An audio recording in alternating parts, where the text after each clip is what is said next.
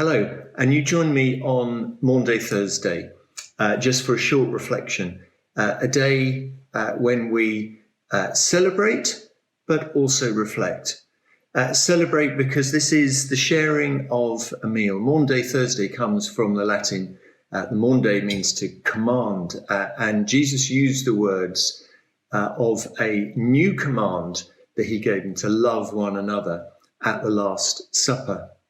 He'd washed the feet of the disciples and they sat down to eat. And then, of course, he turns to the assembled disciples and said, "One of you is about to betray me." And that was around a conventional table laid up for a meal, for the Passover, when God had passed over in order to allow, where the blood was daubed on the doorposts, to allow those Israelites out of Egypt. That's what they were remembering. But Jesus instituted something completely new. And I wanted to use possibly one of the most famous paintings in the world to describe it. And that is Leonardo da Vinci's The Last Supper, painted probably between 1495 and 1498. And his style was to try and reflect the thought process of the disciples when they had heard those words, "One of you here is about to betray me." So as we look at the picture, you'll see, going from left to right on the picture, a group of three: Bartholomew, James and Andrew. They're sort of withdrawn, slightly surprised, I suppose, maybe not surprisingly, but they're surprised and slightly shocked at this news. Then we have another group of three immediately to Jesus, right, left as we look at it: Judas, Peter, and John. Peter, you can see, because he's holding a knife, the knife obviously symbolizing the knife that he was going to use to cut off the Roman's ear in the Garden of Gethsemane. John immediately on Jesus' right, and then Judas. We'll come back to Judas in a moment. Then on Jesus' right-hand side, Thomas, James, and Philip. James looks completely stunned. Philip is sort of expressing, "Surely not I." He wants an explanation. Thomas, on the other hand, has a finger raised, a finger which, of course, he's going to use in a week's time to question whether Jesus has risen from the dead. A finger which is sort of pointing upwards to say, "God, is this your plan?" And then on the far right, we have Matthew, Jude, and Simon. Matthew and Jude both turning towards Simon, asking for an explanation. I said we'd return to Judas. Judas, of course, is the person who has already agreed to sell Jesus effectively for a bag. He's holding a bag, or he has a bag next to him. He's also, which you may not be able to see, but it is there, knocking over a salt cellar. And that comes from an old tradition called betray the salt, to let somebody down, to inflict pain on somebody else.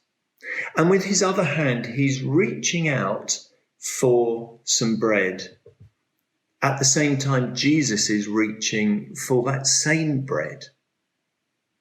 In a way that's connecting the two together.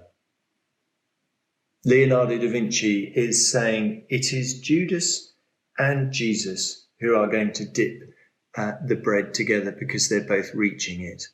And when you look at Jesus, his hands are out wide, but he is reaching for the bread on one hand.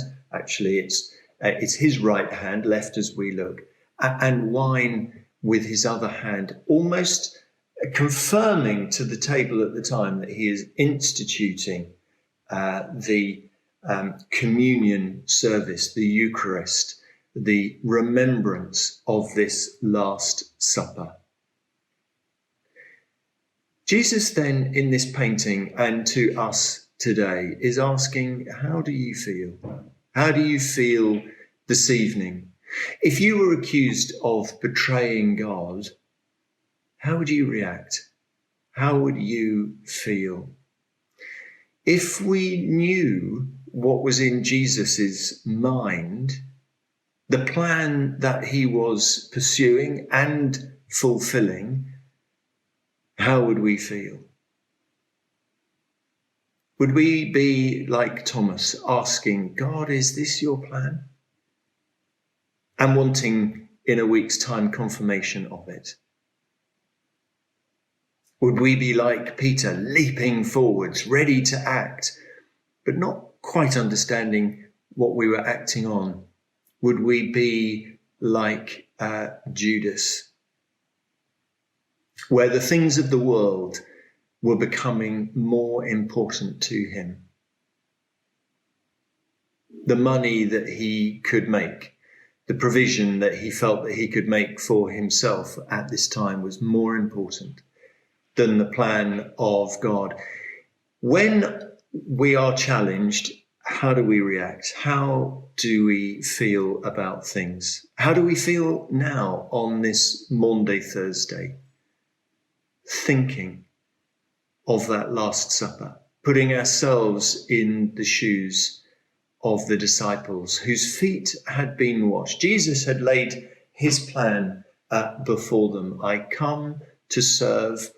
I come to serve you. I come to show you my love. It's a really, really fascinating painting. And the more you look at it, the more you wonder. There is no halo in this painting, if you notice, around Jesus' head. Just the light of the window. Now, some would say that's a halo in itself. Some would say that he had come in order to give himself for the world, and therefore the world outside, the hillsides of Milan, were the ministry of Jesus. And he needed no halo because it was in his service that he was giving himself to his people. So it's a fascinating painting. And this is a fascinating evening on the eve of Good Friday. Remember, from here, he goes out into the Garden of Gethsemane. He prays with such intensity, sweat of blood fall from his forehead. He's then arrested. He's then led off. And at the end of this meal, of course, Peter is challenged. Peter, who with his knife in his hand is willing to give everything, is challenged by Jesus to say, the cock will crow 3 times and you will deny me. How did he feel? How do we feel this evening? That's enough from me. We're going to stop there and we are going to have a few minutes reflection, and then we'll join again for prayer at 8:10. Thank you.